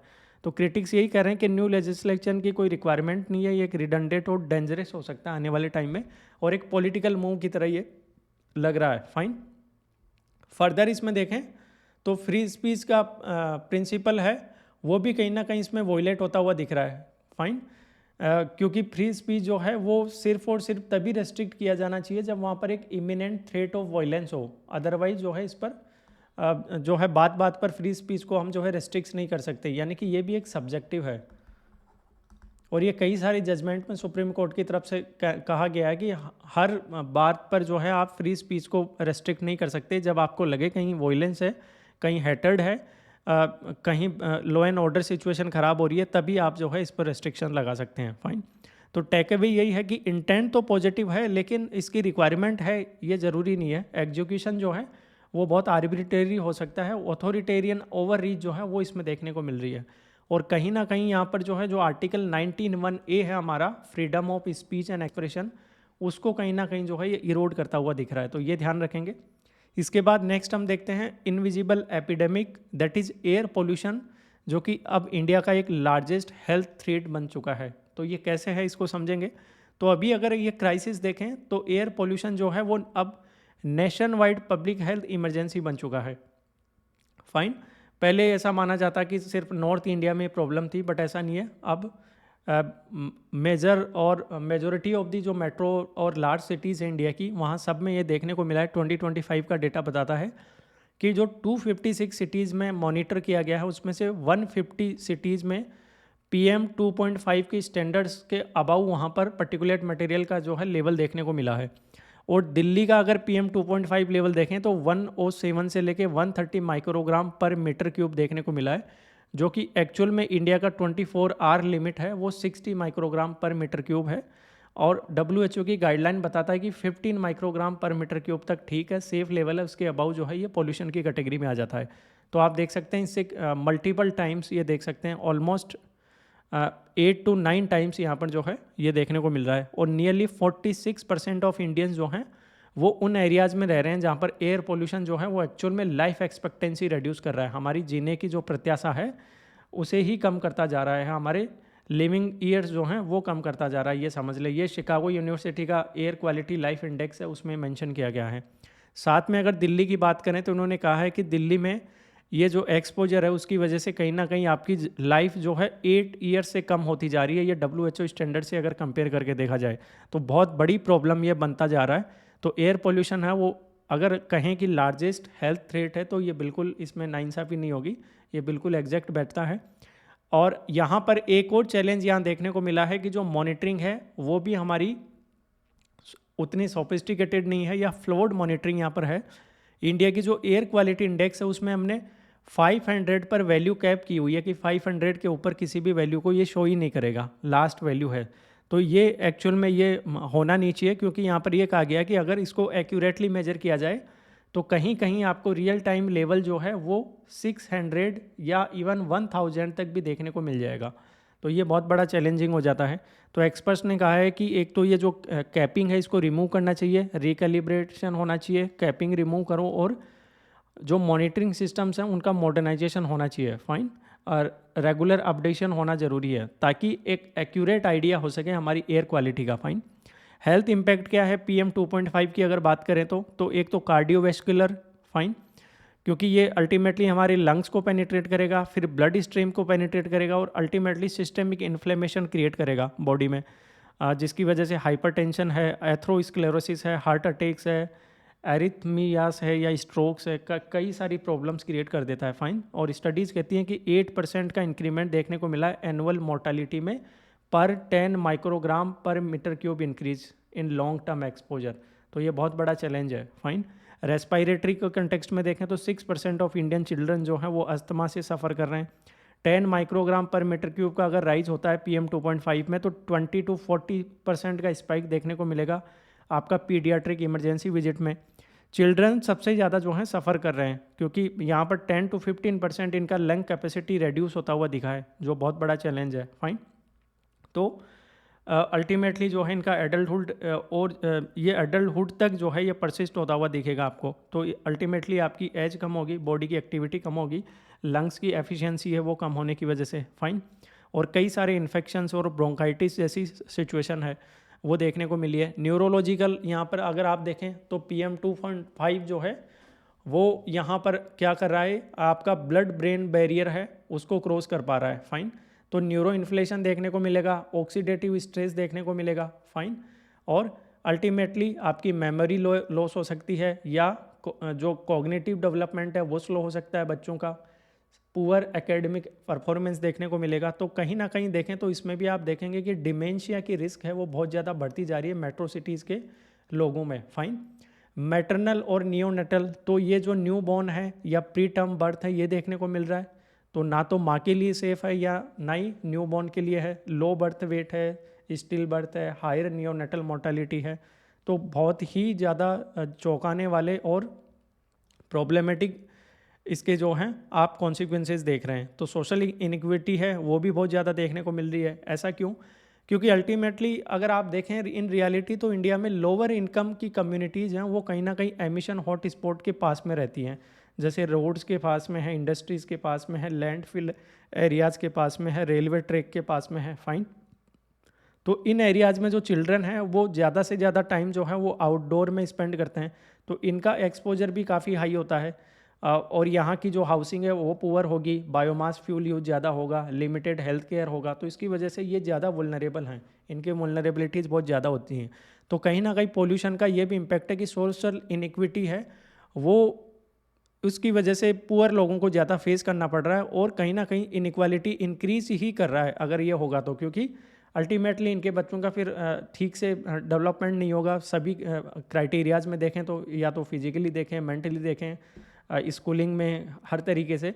तो कहीं ना कहीं ये एक बहुत बड़ा हेल्थ थ्रेट ही नहीं बल्कि एक देखें तो आने वाले टाइम में एक पूरी की पूरी जनरेशन को ही जो है पीछे करता हुआ दिख रहा है। रूट कोज देखें तो स्ट्रक्चरल कंट्रीब्यूटर के तौर पर व्हीकुलर एमिशन है, इंडस्ट्रियल प्रोसेस है, कंस्ट्रक्शन डस्ट है, इनफॉर्मल वेस्ट बर्निंग है, हाउस होल्ड बायोमास यूज है, फाइन। और कुछ सीजनल फैक्टर्स भी हैं like stubble burning, fire works Diwali के आसपास, ठीक है। ये क्या करते हैं फिर जो ऑलरेडी डेंजरस जो आपकी बेसलाइन है, ऑलरेडी जो डेंजरस सिचुएशन है उसको इंटेंसीफाई कर देते हैं, फाइन। जो आप देखेंगे विंटर में जो जो हालत नदर्न इंडिया में देखने को मिलती है, फाइन। तो सॉल्यूशंस क्या हो सकते हैं? तो ट्रांसपोर्ट के केस में हमें जो है ट्रांसफॉर्मेशन की रिक्वायरमेंट है, इलेक्ट्रीफाई करें हम बसेस को, टैक्सीज़ को, ऑटो रिक्शा, टू व्हीलर्स को, फाइन। और फर्दर अगर हम देखें तो इंडस्ट्री में हमें पोल्यूशन कंट्रोल टेक्नोलॉजी लानी पड़ेगी, फेज आउट करना होगा कोल बेस्ड प्रोसेस को, कंस्ट्रक्शन में अगर देखें तो डस्ट सप्रेशन पर काम करना होगा, एनक्लोजर नॉर्म्स रखने होंगे, मैकेनाइज्ड स्वीपिंग होगी। वेस्ट मैनेजमेंट में हमें सेग्रीगेशन पर फोकस करना होगा, डिसेंट्रलाइज ट्रीटमेंट होना ज़रूरी है, मैथेनेशन होना चाहिए, लैंडफिल रेमेडिएशन होना चाहिए। हेल्थ इंटीग्रेशन में देखें तो यहाँ पर डिस्ट्रिक्ट लेवल AQI एडवाइजरीज होनी चाहिए, लंग फंक्शन टेस्टिंग होना ज़रूरी है स्कूल्स में, screening for COPD and cognitive decline. तो काफ़ी कुछ ज़रूरी है और ये इमीडिएट इस पर जो है हमें एक्शन लेने की रिक्वायरमेंट। तो अल्टीमेट टेक अवे यही है कि इंडिया का लार्जेस्ट हेल्थ रेट अगर अभी देखें तो वो एयर पोल्यूशन है। फाइन, अब नेक्स्ट हम देखें तो ये हमारे लिए ज़रूरी हो जाता है कि clean air must be recognised as a fundamental right. लेकिन सिर्फ फंडामेंटल राइट सुप्रीम कोर्ट के कह देने भर से बात नहीं हो जानी चाहिए, इसको सही में ट्रू स्पिरिट के साथ इसमें जो है हमें इम्प्लीमेंट करना होगा। ये चीज़ हकीकत में होनी चाहिए। एक क्लीन एयर और हेल्दी एनवायरनमेंट जो है वो हमें प्रोवाइड कराना होगा हमारी पॉपुलेशन को। नेक्स्ट हम देखते हैं कि क्या जो रुपी का लेवल अभी 90 रुपी पर डॉलर के नीचे चला गया है, क्या एक बहुत ही बड़ी सीरियस प्रॉब्लम हो सकती है या अभी ये मैनेजेबल है। तो यहाँ पर पहले तो ये देखें कि रुपी का लेवल कम क्यों हो रहा है, फंडामेंटल रीज़न क्या हैं। तो एक तो हायर ट्रेड डेफिसिट है, इसकी वजह से है, करंट अकाउंट डेफिसिट है वो भी है, लेकिन अल्टीमेटली सबसे ज़्यादा प्रॉब्लम इस बार वाले में जो है वो कैपिटल अकाउंट की प्रॉब्लम देखने को मिली है करंट अकाउंट के बजाय। ठीक है, ये ध्यान रखेंगे। जो आप यहाँ से देखेंगे कि जो फॉरेन पोर्टफोलियो इन्वेस्टमेंट है वो बाहर ज़्यादा गया है, यहाँ से जो फॉरेनर्स ने हैं वो हमारे इक्विटी मार्केट से अच्छा खासा पैसा वापस बाहर के मार्केट में इन्वेस्ट किया है। फाइन, और जो फॉरेक्स रिजर्व है उसमें भी डिक्लाइन देखने को मिला है। तो यहाँ पर कुछ सेंटीमेंट फैक्टर्स भी इसके पीछे हैं, लाइक ट्रेड और टैरिफ डील जो US के साथ है उसमें अभी अनसर्टेनिटी है। साथ में जो इन्वेस्टर्स हैं वो अपनी कैपिटल को उन इकोनॉमीज़ में ज़्यादा इन्वेस्ट कर रहे हैं जिसमें उन्हें शॉर्ट टर्म में ज़्यादा रिटर्न मिल रहा है, यानी कि अब्रोड ज़्यादा इन्वेस्ट कर रहे हैं। जो इंडिया के इन्वेस्टर हैं वो भी, इंडिया की कंपनीज़ हैं उनकी तरफ से भी जो FDI का आउटफ्लो है वो भी अच्छा खासा इंक्रीज हुआ है। फाइन, तो ये भी एक बहुत बड़ा रीज़न है, यहाँ की कैपिटल भी बाहर जा रही है। और RBI का रोल देखें तो RBI की तरफ से भी लिमिटेड इंटरवेंशन है। फाइन, कोई एक्सेस वोलेटिलिटी हो तो ही एक्शन करने वाली सिचुएशन में RBI दिखता है, अदरवाइज जो है RBI ने भी अभी जो है इसको फ्री छोड़ा हुआ है, मार्केट बेस्ड डिसीजन पर छोड़ा हुआ है। फाइन, तो यहाँ पर ये है कि क्या ये हमारी इकोनॉमिक वीकनेस की वजह से है, तो नहीं, स्ट्रक्चरली तो बिल्कुल भी नहीं है। GDP ग्रोथ हमारी बहुत अच्छी है, अभी 8.2 देखी लेटेस्ट क्वार्टर में, सेकेंड क्वार्टर में। इन्फ्लेशन इवन 1% के अराउंड ही चल रहा है, बहुत कम है। फाइन, जो कि एटलीस्ट 2% के अबाउ तो होना ही चाहिए, तो इन्फ्लेशन भी चैलेंज नहीं है। फिजिकल कंसोलिडेशन भी अच्छा है, कैपिटल एक्सपेंडिचर है वो भी ऑन ट्रैक है। फाइन, फॉरेक्स रिजर्व हैं वो भी अच्छे खासे हैं, more than 11 months of import को कवर कर सकते हैं। तो स्ट्रक्चरल प्रॉब्लम तो नहीं है, लेकिन जो फॉल है एक्चुअल में वो सेंटिमेंटल और पोर्टफोलियो फ्लोज की वजह से है, जो अभी हमने देखा। फाइन, तो पॉसिबल बेनिफिट्स क्या हो सकते हैं अगर रुपी के, देखिए बेनिफिट्स और डाउनसाइड दोनों होते हैं। बेनिफिट्स ये हैं कि एक्सपोर्टर्स को बेनिफिट होगा, एक्सपोर्ट को जो है ये प्रमोट करेगा, क्योंकि हमारी इंडियन गुड्स हैं वो मोर प्राइस कॉम्पिटिटिव होंगी। ओके, सर्विस एक्सपोर्ट्स हैं उसमें बूम देखने को मिलेगा। ऑफसेटिंग टैरिफ, जो US ने अभी टैरिफ लगाए हैं, कहीं ना कहीं जो हेडविंड है या उनका जो नेगेटिव इम्पैक्ट है वो कम होगा, क्योंकि जब रुपी यहाँ पर जो है या वीक होगा तो वीकर रुपी की वजह से ज़्यादा प्रॉब्लम नहीं होगी, और बाहर के मार्केट में जो है हमारी गुड्स एंड सर्विसेज जो है वो कॉम्पिटिटिव प्राइसेस पर अवेलेबल होंगी, पर्टिकुलरली US के मार्केट में। ओके, कंजम्पशन बूस्ट है वो भी होगा, क्योंकि जब एक्सपोर्टर्स को अच्छा खासा बेनिफिट मिलेगा तो कहीं ना कहीं लोकल मार्केट में जो मैन्युफैक्चरर हैं वो यहाँ की कॉम्पिटिटिव प्राइसेस पर गुड्स जो हैं वो अवेलेबल करवा पाएंगे, तो डोमेस्टिक डिमांड है वो भी बनी रहेगी। ओके, नेगेटिव्स भी इसके ये हैं कि इम्पोर्टर्स के लिए ये प्रॉब्लमेटिक होगा, इंपोर्ट कॉस्टली हो जाएंगे। जैसे हमारे यहाँ कमोडिटीज़ हैं, रॉ मटेरियल है, इनपुट है, एसेंशियल जो इंपोर्ट करते हैं वो एक्सपेंसिव हो जाएंगे, like fertiliser, energy, crude oil, gas, ये सब। इन्फ्लेशनरी प्रेशर या कहें कि इम्पोर्टेड इन्फ्लेशन के भी रिस्क हो जाती है। फाइन, तो यहाँ अगर आप समझे कि अगर सस्टेंड 5% डिप्रिसिएशन रहा तो इसकी वजह से 0.3 to 0.4% का CPI इन्फ्लेशन इंक्रीमेंट देखने को मिल सकता है। ऑल दो ये मैनेजेबल है अभी करंट सिचुएशन में, लेकिन ये अच्छा खासा है फिर भी। तो इम्पोर्टेड इन्फ्लेशन का रिस्क है, साथ में बिजनेस डिसरप्शन का रहेगा, क्योंकि वॉलेटिलिटी रहेगी तो इसकी वजह से एक्सपोर्टर और इम्पोर्टर्स की प्लानिंग जो है वो कॉम्प्लिकेट हो जाती है। तो इसकी वजह से आपको कहीं ना कहीं इसमें प्रॉब्लम देखने को मिलेगी और फिजिकल प्रेशर रहेगा, क्योंकि हायर इम्पोर्ट बिल रहेगा तो कहीं ना कहीं बजट पर प्रेशर होगा। फाइन, तो नेगेटिव और पॉजिटिव्स दोनों ही हैं इसके। तो क्या ये it is a cause for alarm? Short term में देखें तो बिल्कुल अलार्मिंग नहीं है, प्रॉब्लमेटिक नहीं है, क्योंकि फंडामेंटल्स हमारे स्ट्रॉन्ग है और इन्फ्लेशन का जो इम्पैक्ट है वो भी मॉडेस्ट है, अभी एक्सपोर्ट कॉम्पिटिटिवनेस है वो भी इम्प्रूव हुई है। बट हाँ, मीडियम टर्म में हमें देखना पड़ेगा कि वॉलेटिलिटी जो है वो कहीं ज़्यादा ना हो। फाइन, अगर परसिस्टेंट इनस्टेबिलिटी बनी रही तो फिर कहीं ना कहीं हमारे ट्रेड और फिजिकल प्लानिंग को ये डिसरप्ट कर सकता है, और तब आरबीआई को हो सकता है कि यहाँ पर अपनी तरफ से जो है इसमें इंटरवीन करना पड़ जाए। फाइन, तो ग्लोबल कंटेक्स्ट में अगर हम देखें तो अदर जो इमर्जिंग मार्केट करेंसीज हैं वो भी डेप्रिशिएट हुई है। इवन लास्ट 2 ईयर का अगर देखें तो रूपी से ज़्यादा डेप्रिशिएट देखी गई हैं बाकी इमर्जिंग अगर आप करेंसीज देखें तो ऐसा कोई चैलेंजिंग प्रॉब्लम नहीं है हमारे लिए। और इंडिया की जो एक्सचेंज रेट है वो स्टेबल रही है for more than a year. Fine, ये अभी रिसेंट स्लाइड से पहले, तो ऐसा कोई अभी जो है सिचुएशन जो है वो अंडर कंट्रोल है, ये कह सकते हैं। नेक्स्ट हम देखते हैं सेविंग्स जो हैं उनमें अच्छा खासा शिफ्ट देखने को मिला, और उसकी वजह से कहीं ना कहीं इंडियन मार्केट की जो रीशेप है वो हम यहाँ समझेंगे कि ऐसा क्या हुआ है जिसकी वजह से इंडियन मार्केट जो है वो स्ट्रॉन्ग है और एक नई पिक्चर यहाँ देखने में आ रही है।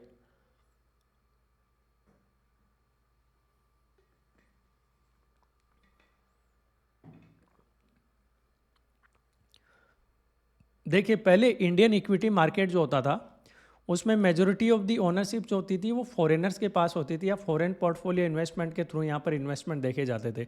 फाइन, लेकिन अभी यहाँ देखने को मिला है कि रिसेंट में जो ओनरशिप है एफपीआईज की वो 15 मंथ्स की लो है, यानी कि 16 या अबाउट 17% पर इनकी ओनरशिप अभी रह गई है, और निफ्टी 50 में भी ओनरशिप है वो 24% के अबाउट रह गई है। फाइन, यानी कि जो निफ्टी नेशनल स्टॉक एक्सचेंज पर जो टॉप 50 कंपनीज हैं इंडिया की उसमें भी जो है आप 24 के आसपास एफपीआई की ओनरशिप है, बाकी सारी डोमेस्टिक इन्वेस्टर्स की पैसा लगा हुआ है। फाइन, तो डोमेस्टिक इन्वेस्टर में अगर आप देखेंगे तो म्यूचुअल फंड्स हैं, इनकी एक अच्छी खासी इन्वेस्टमेंट यहाँ देखने को मिली है। एक नया रिकॉर्ड यहाँ पर जो है म्यूचुअल फंड्स की तरफ से देखने को मिला है। साथ में जो सिस्टमेटिक इन्वेस्टमेंट प्लान्स हैं वो भी कहीं ना कहीं रिकॉर्ड इनफ्लो इनकी वजह से भी देखने को मिला है। और जो इंडिविजुअल इन्वेस्टर हैं जो डायरेक्ट हैं या म्यूचुअल फंड के थ्रू हैं, वो अभी मार्केट में इनका अगर टोटल पैसा देखा जाए तो 19% इनका खुद का पैसा है, यानी कि आप अगर फॉरेन पोर्टफोलियो इन्वेस्टर का कंपेयर करेंगे तो उससे ज़्यादा यहाँ पर ओनरशिप जो है वो इंडिया के इंडिविजुअल ओनर्स या इंडिविजुअल्स की है, 19% के अराउंड, जो पिछले 20 ईयर्स में हाईएस्ट है। आप देख सकते हैं कितना बड़ा चेंज है। तो एक तो ये इम्पैक्ट आप इसका देखेंगे तो जो इंडियन इक्विटीज़ हैं वो लेस एक्सपोज्ड हो जाती हैं वोलेटाइल ग्लोबल कैपिटल, क्योंकि फॉरेन पोर्टफोलियो इन्वेस्टर तो बाहर की कैपिटल लेके आएगा, उसका जब मन करेगा वो पैसा लेके भाग जाएगा और बाहर दूसरे मार्केट में इन्वेस्ट कर देगा। फाइन, तो यहाँ पर एक तो ये हो जाता है कि एक तो इनका एक्सपोजर कम होगा, तो एक ग्रेटर स्टेबिलिटी होगी हमारे मार्केट में कि हमारे इंडियंस का पैसा ज़्यादा लगा हुआ है, तो वो बहुत क्विकली जो है पैसा इधर उधर मूव नहीं करेंगे। ये एक बहुत बड़ा यहाँ पर जो है इसका पॉजिटिव है। फर्दर अगर हम देखें तो पॉलिसी इम्प्लीकेशन के तौर पर देखें तो आरबीआई के पास फ्लेक्सिबिलिटी होती है, क्योंकि डोमेस्टिक इन्फ्लो होता है और साथ में लो इन्फ्लेशन है, रिकॉर्ड लो इन्फ्लेशन है अभी। फाइन, तो इसकी वजह से आरबीआई कहीं ना कहीं क्रेडिट ग्रोथ और ग्रोथ इन्फ्लेशन ट्रेड ऑफ पर जो है फोकस कर सकता है, रादर देन रूपी को डिफेंड करने की बजाय, जो कि अभी रूपी नीचे जा रहा है लेकिन आरबीआई ज़्यादा टेंशन नहीं ले रहा है इसको लेकर। फाइन, रिस्क ये हो सकती है कि हाँ अगर मार्केट में किसी वजह से भी कोई वुलनरेबिलिटी आई तो कहीं ना कहीं इन्वेस्टर को नुकसान हो सकता है। फाइन, अदरवाइज ऐसा नहीं है। प्राइमरी मार्केट बूम अगर देखें तो अभी 2025 में फाइनेंशियल ईयर 25 में देखें तो 71 मैन बोर्ड लिस्टिंग हुई है आईपीओ में, जो जहां हमने 1 लाख करोड़ से भी ज़्यादा पैसा रेज किया है। इन्वेस्टमेंट सर्च की बात करें तो कंपनीज ने यहाँ पर 32 लाख करोड़ के इन्वेस्टमेंट की अनाउंसमेंट की है, नए इन्वेस्टमेंट की, जो कि 39% की इंक्रीमेंट है अगर ईयर ऑन ईयर देखें तो। प्राइवेट पार्टिसिपेशन यहाँ पर 70% of new capital formation private sector की तरफ से आया है, लेकिन कुछ कंसर्न भी बने हुए हैं। जैसे आईपीओज हुए हैं उनमें जो वैल्यूएशन है वो कहीं ज़रूरत से ज़्यादा देखने को मिला है, जैसे लेंसकार्ट का था, मामा अर्थ का था, नाइका का था, तो इनका वैल्यूएशन बहुत हाई देखने को मिला। रिटेल इन्वेस्टर हैं कहीं ना कहीं इनके लिए ये एक्सेसिव रिस्क बन सकती है कि आपने ज़रूरत से ज़्यादा वैल्यूएशन हुआ और उसके अकॉर्डिंग कंपनीज परफॉर्म नहीं कर पाई, तो कहीं ना कहीं इनका पैसा जो है वो डूब सकता है। ये एक रिस्क बना रहेगा। बट अभी अच्छा खासा बूम देखने को मिल रहा है। अनइक्वल आउटकम्स, तो यहाँ पर वेल्थ कंसंट्रेशन की बात करें तो ये एक बहुत चैलेंजिंग हो जाता है कि जो हायर म्यूचुअल फंड पार्टिसिपेशन है वो फाइनेंशियली एक्सेसिबल एरियाज़ में है। फाइन। तो इसकी वजह से कहीं ना कहीं ये देख सकते हैं कि जो वेल्थ का कंसंट्रेशन है एक्चुअल में इक्विटी वेल्थ कंसंट्रेशन वो अपर इनकम ग्रुप्स में ज़्यादा है। फाइन। उनकी तरफ से ज़्यादा इन्वेस्टमेंट है, लोअर इनकम की तरफ से नहीं है, उनको आइडिया भी नहीं है। फाइन। कहीं ना कहीं फाइनेंशियल लिटरेसी की भी प्रॉब्लम है। रूरल एरिया देख लें या जो टीयर 3 टीयर 4 सिटीज़ के लोग देखें, उनके पास उनकी तरफ से यहाँ पर जो है इन्वेस्टमेंट बहुत कम किया जाता है। तो जो हाउस होल्ड इक्विटी वेल्थ है उसमें भी अभी जो है कमी देखने को मिली है। और रिस्क ये हो जाता है कि जो नए और वुलनरेबल इन्वेस्टर्स हैं कहीं ना कहीं वो ज़्यादा रिस्क पर आ जाते हैं, उनको लॉस हो सकते हैं क्योंकि उनको इतना आइडिया नहीं होता कहाँ पर इन्वेस्ट करना है, किस तरीके से करना है। फाइन। तो इसके लिए भी जो है हमें ध्यान देने की ज़रूरत है, क्योंकि अगर उनको नुकसान हुआ तो फिर कॉन्फिडेंस शटर होगा उनका और आने वाले टाइम में फिर वो इन्वेस्ट नहीं करेंगे और बाकी उनसे जो है उनके आसपास के लोग हैं वो भी इन्वेस्ट नहीं करेंगे। तो हम चाहते हैं कि वो फिर अपनी सेविंग्स को कहीं और डाइवर्ट करेंगे, तो इक्विटी मार्केट में कहीं ना कहीं फिर से जो है ये एक रिस्क बन सकता है कि उनकी तरफ से पैसा ना लगे। तो कुछ स्ट्रक्चरल चैलेंज रहेंगे, जैसे परफॉर्मेंस प्रॉब्लम है कि अच्छा खासा पैसा तो मार्केट से उठा लिया कंपनीज ने, लेकिन अगर वो परफॉर्म नहीं कर पाई अच्छा खासा तो कहीं ना कहीं वो एक प्रॉब्लम हो सकती है। एक्सेस एसिमेट्री है ही है हमारे यहाँ पर। फाइन। क्योंकि जो रिटेल इन्वेस्टर है उसके पास क्वालिटी फाइनेंशियल एडवाइस नहीं है, सेफगार्ड्स अवेलेबल नहीं है, तो ये बहुत बड़ा चैलेंज है। और प्रमोटर होल्डिंग देख सकते हैं अभी, तो यहाँ पर प्रमोटर की होल्डिंग है वो भी कम होती हुई दिखी है। निफ्टी 50 के अगर प्रमोटर के स्टेक देखें तो 23 ईयर्स के लो पर हैं, अबाउट 40%। फाइन। तो ये एक बहुत बड़ा चैलेंज है। कहीं ऐसा तो नहीं है कि प्रमोटर टाइम देख के और अपॉर्चुनिटी के एग्जिट ले लिया उन्होंने कि कंपनी कहीं डूबने वाली है तो अपना पैसा लेके अपने शेयर्स लेके बाहर निकल गए हों। फाइन। ऐसा अगर हुआ तो बहुत बड़ा प्रॉब्लम हो सकता है, तो कहीं ना कहीं इसको भी देखने की रिक्वायरमेंट है। ऑल्दो ये दूसरा पॉजिटिव भी है कि हेल्दी कैपिटल रेजिंग देखने को मिल रही है, तभी यहाँ पर प्रमोटर अपना पैसा निकाल पा रहा है क्योंकि बाहर से पैसा अवेलेबल है मार्केट से। फाइन। गवर्नेंस की बात करें तो ये भी कॉरपोरेट गवर्नेंस स्ट्रॉन्ग हो, ट्रांसपेरेंसी मेंटेन हो, ये चैलेंज हमेशा बना रहता है। तो इसके लिए कुछ सॉल्यूशंस भी हैं, लाइक इन्वेस्टर प्रोटेक्शन पर यहाँ पर काम किया जाना चाहिए। फाइन। कि सिर्फ डिस्क्लोजर तक की बात नहीं होनी चाहिए, एक्टिव सेफगार्ड की बात हो। फाइन। ताकि जो आपका एवरीडे इन्वेस्टर है उसको सेफगार्ड किया जाए। जो पैसिव इन्वेस्टिंग है उसको प्रमोट किया जाना जरूरी है। अभी अगर देखें तो एक्टिव स्कीम में 9% मार्केट का कवर करती हैं, लेकिन जो पैसिव फंड्स हैं वो सिर्फ और सिर्फ 1% हैं। तो कहीं ना कहीं हमें पैसिव फंड्स हैं उनको प्रमोट करना होगा, फीस कम करनी होगी, इन्वेस्टर्स को एडुकेट करना होगा। फाइन। साथ में डेटा ड्रिवन इंक्लूजन होना ज़रूरी है। हमें ये देखना पड़ेगा कि जेंडर और लोकेशन स्पेसिफिक डेटा के थ्रू जहाँ भी जो गैप्स हैं वो आइडेंटिफाई करें और ज़्यादा से ज़्यादा वीमेन और अंडर रिप्रेजेंटेड जो ग्रुप्स हैं उनको फाइनेंशियल मेन स्ट्रीम में लेकर आएँ। तो यहाँ पर ये भी देखना पड़ेगा कि वीमेन एक्चुअल में कितना इन्वेस्ट कर रही हैं in compare to male. Fine. तो ये भी हमें देखना पड़ेगा। तो जेंडर इंक्लूसिविटी की बात भी यहाँ ज़रूरी हो जाती है। फाइनेंशियल लिटरेसी बहुत इंपॉर्टेंट है। तो टेक अवे यही है कि फाइनेंशियल लिटरेसी हो, गवर्नेंस रिफॉर्म्स हो, इंक्लूसिव एक्सेस हो। फाइन। ताकि कहीं ना कहीं हमारे अगर ये मिसिंग हो गए तो ये एक बहुत बड़ा स्टेबिलिटी रिस्क हो सकता है जो फ्रेजाइल और अनइक्वल मार्केट की तरफ ले जा सकता है हमें। और ये हम जो है कहीं ना कहीं ये हमारे लिए ये देखना होगा कि हमें एक स्टेबल मार्केट ज़रूरी है ताकि हमारी डोमेस्टिक सेविंग्स हैं वो सही जगह इन्वेस्ट हों, ताकि आने वाले टाइम में जो हमारा विकसित भारत का अल्टीमेट एम है वो हम अचीव कर पाएँ। फाइन। नेक्स्ट है बहुत इंपॉर्टेंट न्यूज़ है, यूनाइटेड स्टेट्स की तरफ से कौन से की इकोनॉमिक पॉलिसी शिफ्ट 2025 में देखने को मिले, या कहें कि डोनाल्ड ट्रंप के आने के बाद कौन से की यहाँ पर इम्पैक्ट देखने को मिले या पॉलिसी शिफ्ट देखने को मिले और उनका क्या ग्लोबल इम्पैक्ट यहाँ पर देखने को मिलता है, तो वो यहाँ पर हम स्टडी करेंगे। फाइन।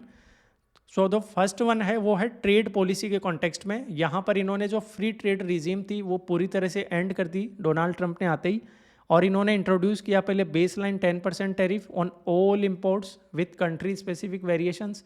अलग अलग कंट्री पर फिर 10% के अबाउ जो भी इन्होंने लगाना था वो लगाते गए।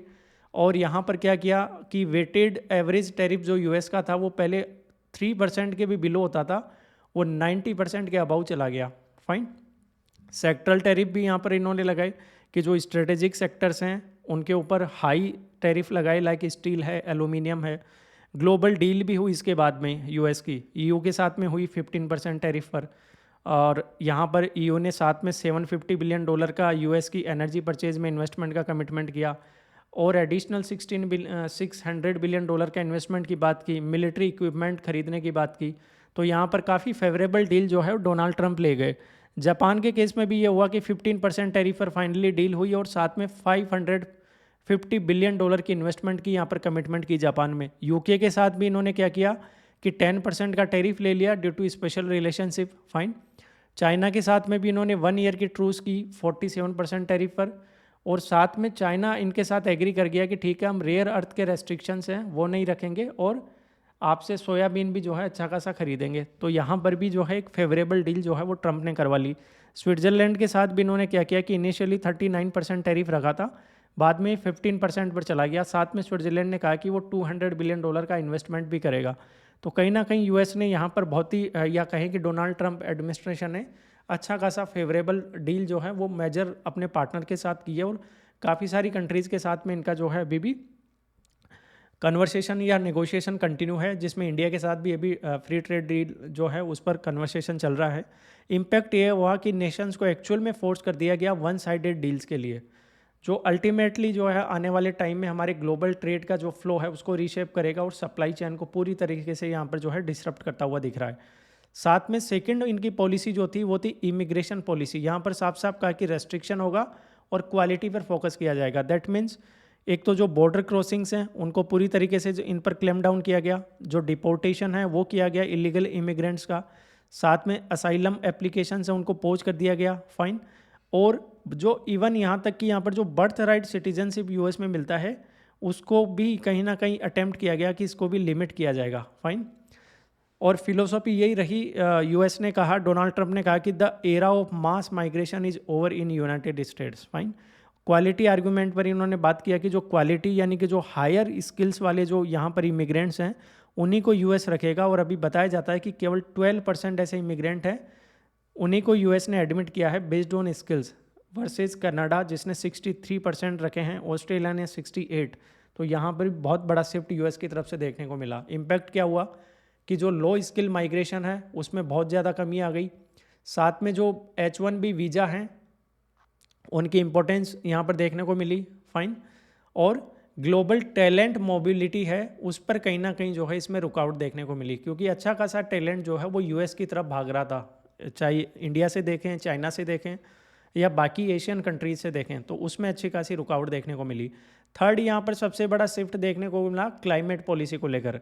यहाँ पर यूएस ने कहा कि हम ग्रीन प्रायोरिटीज़ को रिजेक्ट करते हैं और ट्रंप ने आते ही यहाँ से पेरिस एग्रीमेंट से विड्रॉ किया वापस से।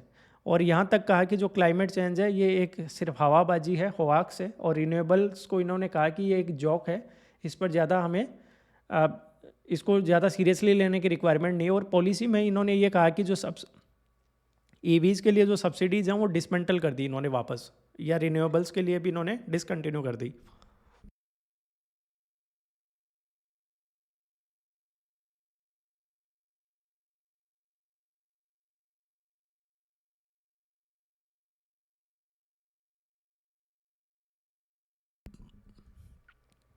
तो ये एक बहुत बड़ा चेंज यहाँ पर देखने को मिला। और साथ में यहाँ पर अपने जो इनॉग्रल स्पीच था उसमें साफ साफ इन्होंने कहा कि ऑयल ड्रिलिंग को एक्सपांड किया जाएगा। ड्रिल बेबी ड्रिल, ये बिल्कुल यहाँ पर डोनाल्ड ट्रंप ने साफ साफ कहा था कि हम और ज़्यादा ड्रिल करेंगे। फाइन। और इसका इम्पैक्ट क्या है, एक तो जो क्लाइमेट चेंज को कॉम्बेट करने में जो इसकी कॉस्ट है वो और ज़्यादा होगी ग्लोबली। फाइन। यूएस की तरफ से फंडिंग है वो पूरी तरह से रिड्यूस हो गई क्लाइमेट प्रोजेक्ट्स के लिए। तो बाकी कंट्रीज़ के लिए यही है कि और कुछ कंट्रीज़ भी जो हैं वो हो सकता है पेरिस एग्रीमेंट से विड्रॉ कर जाएं। फाइन। साथ में जो फॉसिल फ्यूल्स पर हैं उस पर फिर से ज़्यादा रिलायंस होगा। एयर पोल्यूशन ऑलरेडी हम देख रहे हैं प्रॉब्लम, आने वाले टाइम में फिर और ज़्यादा प्रॉब्लम बन सकती है। तो हेल्थ क्राइसिस अल्टीमेटली, ठीक है, इको एनवायरमेंटल क्राइसिस तो है ही। तो कहीं ना कहीं बहुत सारे इम्पैक्ट इसके आप देख सकते हैं। फाइन।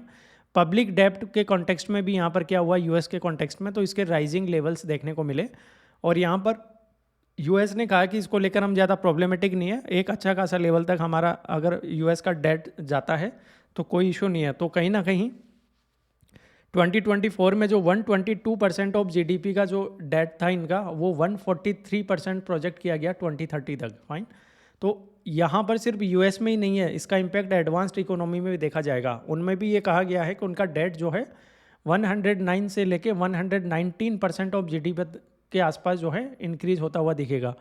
तो इसके अल्टीमेट क्या रीज़न है? एक तो इन्होंने क्या किया, टैक्स कट्स हैं उस पर फोकस किया, साथ में डिफेंस स्पेंडिंग है वो बूस्ट करने पर बात की, बिग ब्यूटीफुल बिल जो है वो यहाँ पर लेकर आए, और नाटो पर भी ये प्रेशर बनाया कि आप अपने डिफेंस का फंड है वो खुद करें, एटलीस्ट 5% ऑफ योर जीडीपी जो है वो डिफेंस स्पेंडिंग पर जानी चाहिए। तो जो एडवांस्ड इकोनॉमीज हैं यूरोप की, उनका भी कहीं ना कहीं इधर पैसा जाएगा तो उनका भी जो है डेट आपको बढ़ता हुआ दिखेगा। फाइन।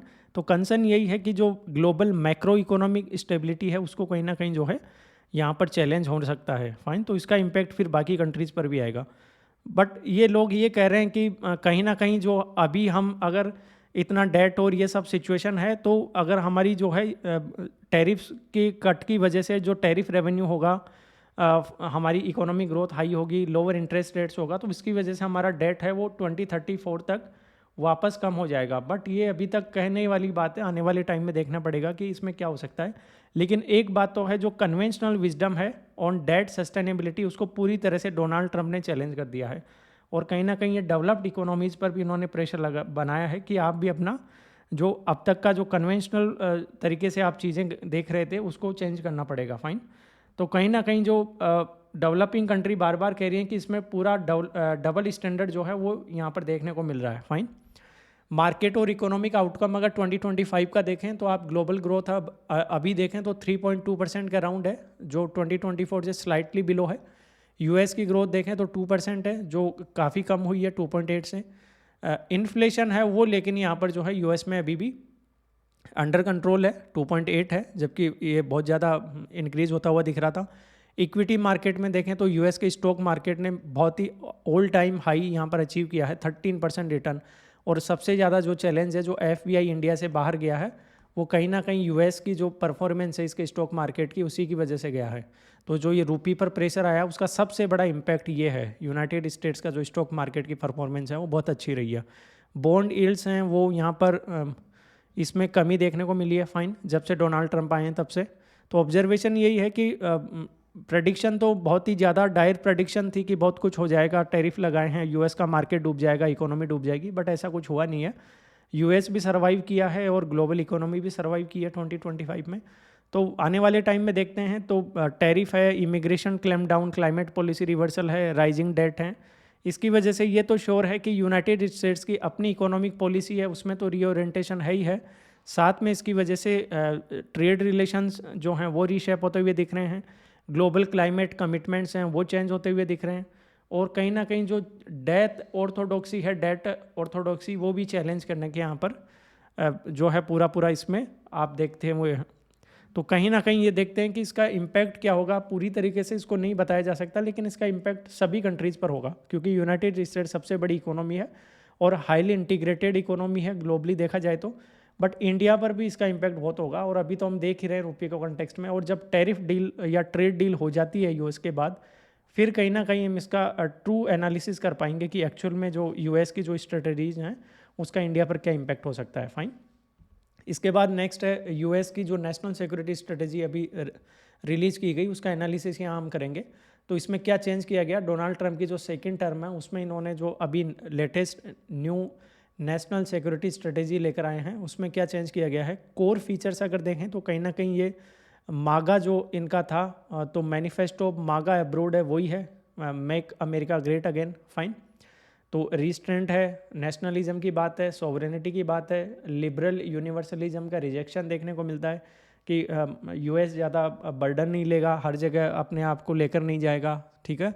और जो post world war second consensus है कहीं उनसे दूर जाता हुआ यहाँ पर यूएस दिख रहा है, like no longer bear any burden to sustain the global order. Fine. Selective engagement की बात हुई है, एक्टिव होगा यूएस सिर्फ वहीं पर जहाँ पर यूएस के कोर इंटरेस्ट हैं वो स्टेक पर होंगे, हर जगह यहाँ पर जो है यूएस अपने आप को एंगेज नहीं करेगा। की प्रायोरिटीज़ यहाँ देखें तो मास माइग्रेशन के एंड की बात की गई है, कोर लिबर्टीज़ के प्रोटेक्शन की बात की गई है, like freedom of speech, religion, fine. Retreat from global burden, ये आप देख ही रहे हैं, fine. Peace deals as influence tools, इस पर बात की है, जैसे गाजा पीस डील हो या थाईलैंड के कंटेक्स्ट में देखें, कोंगो के कंटेक्स्ट में देखें, तो यहाँ पर कहीं ना कहीं जो है पीस डील को अपना इन्फ्लुएंस टूल के तौर पर यूएस ने रखा है कि ग्लोबल लेवरेज के तौर पर। साथ में economic security as national security, इसकी बात की है, कहीं ना कहीं इकोनॉमिक सिक्योरिटी के सबसे ऊपर रखा है, या इकोनॉमिक सॉवरेनिटी को। ट्रेड बैलेंस्ड होना चाहिए, सप्लाई चेन सिक्योर हो, क्रिटिकल मटेरियल सिक्योर हो, फाइन। री इंडस्ट्रियलाइजेशन हो यूएस की इकोनॉमी का, डिफेंस इंफ्रास्ट्रक्चर बूस्ट हो यूएस में, एनर्जी डोमिनेंस हो, फाइन। वॉल स्ट्रीट को लेवरेज किया जाए, यानी कि जो कैपिटल मार्केट है, फाइन।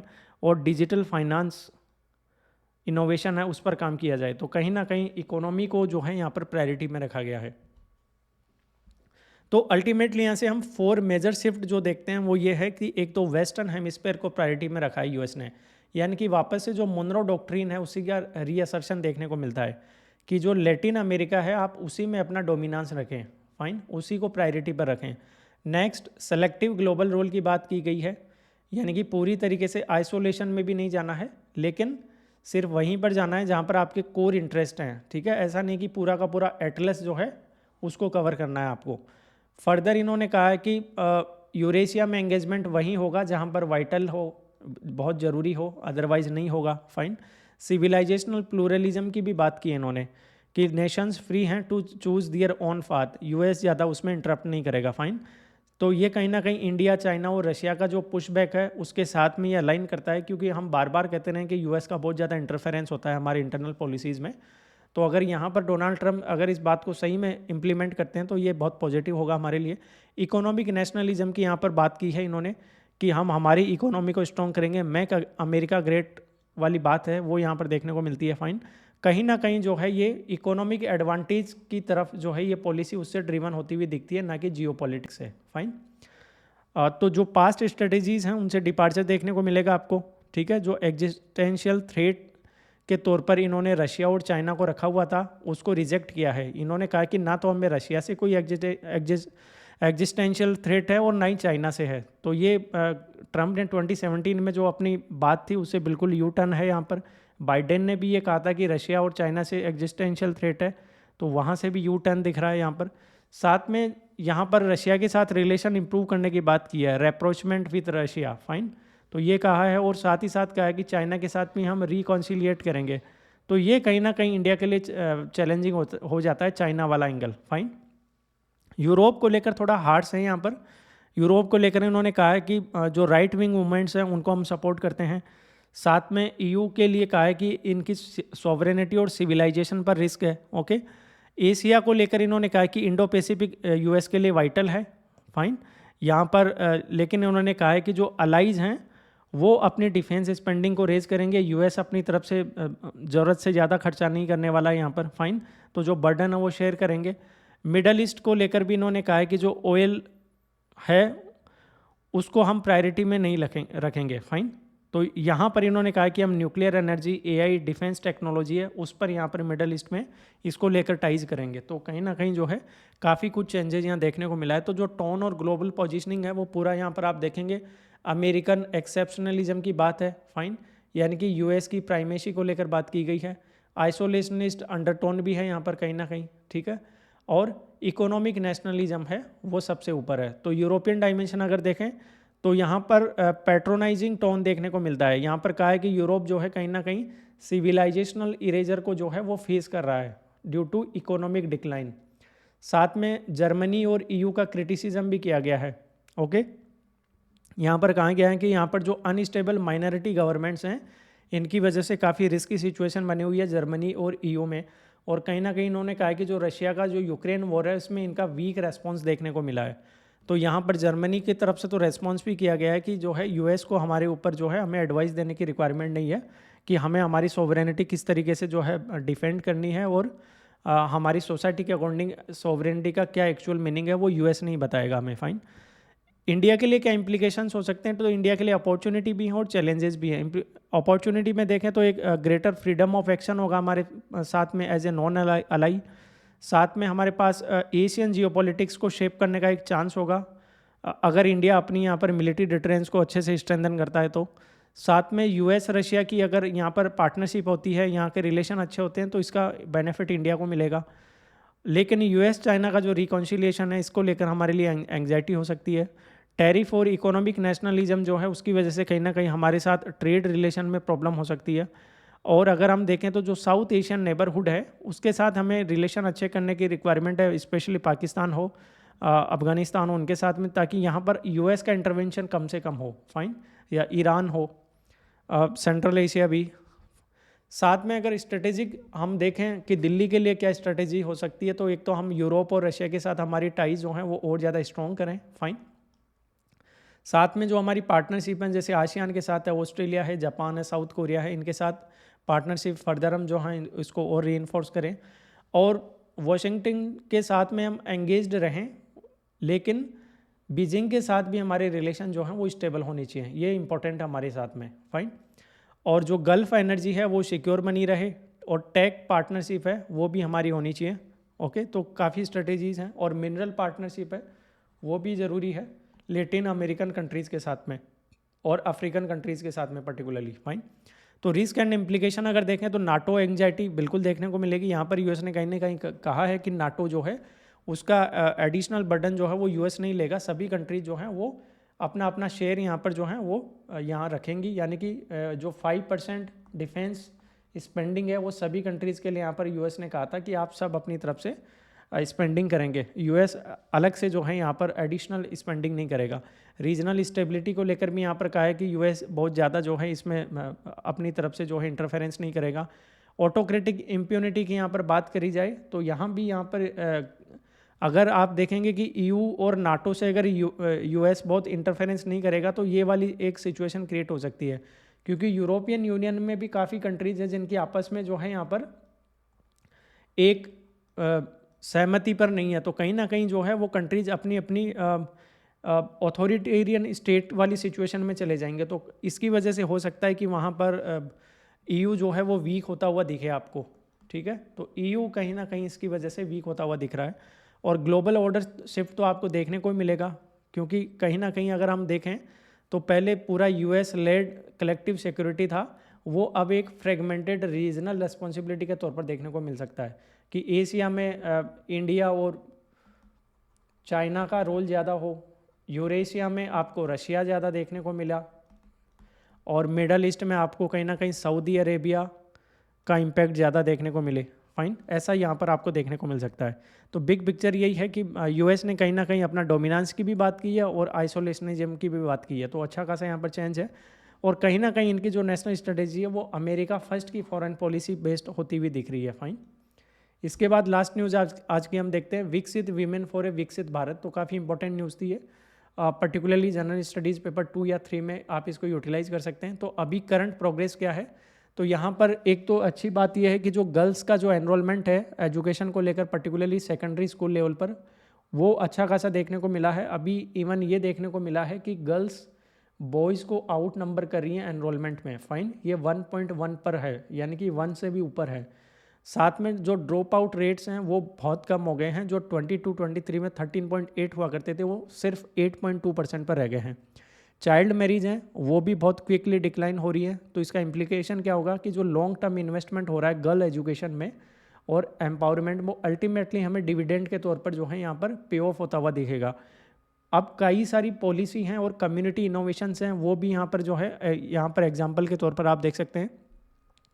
कई स्टेट्स ने कई इनिशिएटिव लिए हैं, जैसे झारखंड ने फ्री साइकिल है, बिहार ने भी ये इनिशिएटिव लिया था, fine. Hostels for girls Madhya Pradesh में देखेंगे, उड़ीसा का अन्वेष स्कीम है, यहाँ पर 22,000 से भी ज़्यादा डिसएडवांटेज चिल्ड्रन जो हैं वो उन्हें अर्बन स्कूल्स में यहाँ पर फैसिलिटी प्रोवाइड कराई जाएगी। मिशन शक्ति उड़ीसा का है, ये एक large women self help group movement है, फाइन, जो एक्चुअल में एडोलसेंट गर्ल्स को इंस्पायर करता है। फिलांथ्रोपी एंड कॉरपोरेट सपोर्ट देखेंगे, डिजिटल क्लासरूम्स हैं, सेफ ट्रांसपोर्ट है, एडोलसेंट प्रोग्राम्स हैं, ओके। कम्युनिटी ओनरशिप देखेंगे, लाइक उड़ीसा का मो स्कूल अभियान है। तो ये कहीं ना कहीं जो एलुमनाइज हैं उनको मेंटरिंग के लिए भी प्रमोट करता है, उनकी तरफ से फंड करने में भी हेल्प करता है, और इन्हें एक तरीके से अपने यहाँ पर इंस्पिरेशन के तौर पर भी जो है प्रमोट करता है। तो काफ़ी कुछ यहाँ पर इम्पैक्टफुल जो है यहाँ पर आप प्रोग्राम्स और इनिशिएटिव्स देखेंगे। नेक्स्ट कुछ चैलेंजेस भी हैं, जैसे हायर एजुकेशन में ट्रांजिशन है, तो ये एक चैलेंज रहेगा कि ठीक है सेकेंडरी एजुकेशन हो गया, इसके बाद हायर एजुकेशन में भी हम जो है यहाँ पर गर्ल्स को जो है या मोटिवेट करें, चाहे ट्रांसपोर्ट सब्सिडीज़ हो, हॉस्टल फैसिलिटीज़ हो, स्कॉलरशिप्स हो, पर्टिकुलरली रूरल गर्ल्स के लिए। फर्दर हम जो है क्लस्टर कॉलेज यहाँ पर एस्टेब्लिश करने होंगे सेमी अर्बन सेंटर्स में, ओके। जो डिजिटल प्लेटफॉर्म्स है इनका यूज़ किया जाए, like Diksha Swayam, to bridge the rural urban gaps. साथ में ब्रिज कोर्सेज प्रोवाइड कराए जाएँ, रेमेडियल लर्निंग्स हो for first generation learners, okay. Linking education with employability, ये बहुत इंपॉर्टेंट है। तो हमारी न्यू जो नेशनल एजुकेशन पॉलिसी 2020 है, उसका जो वोकेशनल इंटीग्रेशन है उसको एक्सिलरेट करना होगा, ओके। जो स्टेट स्किल मिशंस हैं वो होने चाहिए, रीजनल हब हैं उनको लोकल इकोनॉमीज़ के साथ में टाई अप किया जाए, फाइन, ताकि जॉब्स अवेलेबल हो सकें। यहाँ पर पब्लिक प्राइवेट मॉडल है, जैसे इंडिया का फर्स्ट स्किल इम्पैक्ट बॉन्ड है, ओके, जिसमें मोर देन 50% पार्टिसिपेंट तो वीमेन हैं, ओके। मेंटरशिप नेटवर्क होने ज़रूरी है with female professional to expand the career horizon. साथ में सेफ्टी और एजेंसी भी इंपॉर्टेंट है, यानी कि स्कूल्स को ट्रांजिट सेफ्टी ऑडिट के साथ में यहाँ पर इंटीग्रेट किया जाए विथ निर्भया फंड फ्रेमवर्क। तो सेफ्टी होगी तभी जो है लड़कियाँ घर से बाहर होंगी और स्कूल्स में होंगी, जॉब्स के लिए निकलेंगी। तो ये इंपॉर्टेंट है, उनको फेवरेबल एटमॉस्फेयर अवेलेबल कराया जाए।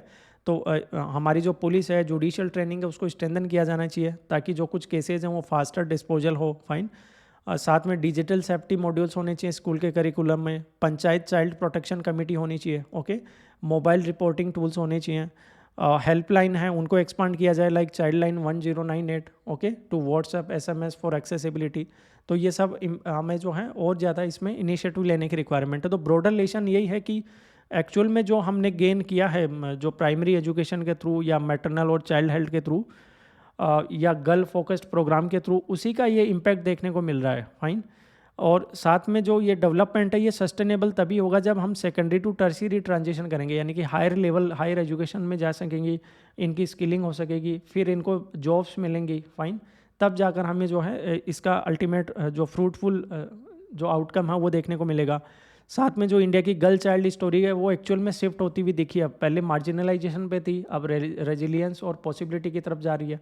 तो ये बहुत बड़ा टेक अवे यहाँ पर ये है कि 2047 तक जो आज की जो 15 ईयर ओल्ड गर्ल्स हैं वो उनकी 30s में होंगी, यानी कि वो अपने करियर के पीक पर होंगी, आप देखें तो कहीं ना कहीं ये इसका एक बहुत बड़ा इम्पैक्ट हमें विकसित भारत के तौर पर देखने को मिलेगा। अगर हम विकसित भारत चाहते हैं तो ज़रूरी है कि हमारी जो वीमेन है, यानी कि जो half of the work force है वो विकसित हो, वो डेवलप्ड हो, वो स्किल्ड हो, फाइन, एडुकेटेड हो और सेफ एनवायरनमेंट अवेलेबल हो, फाइन। तो ये सारी चीज़ें हैं। तो ये एक तरीके से कह सकते हैं कि इंडिया का one of the smartest investment होगा विकसित भारत के लिए। तो इसमें और ज़्यादा इन्वेस्ट करने की रिक्वायरमेंट है, यही यहाँ पर जो है इसका अल्टीमेट मैसेज है। तो इसके साथ एंड करते हैं डिस्कशन। Thank you. PDF जो है वो टेलीग्राम पर अवेलेबल होगी, वहाँ से आप डाउनलोड कर सकते हैं और अपने नोट्स को अपडेट कर सकते हैं।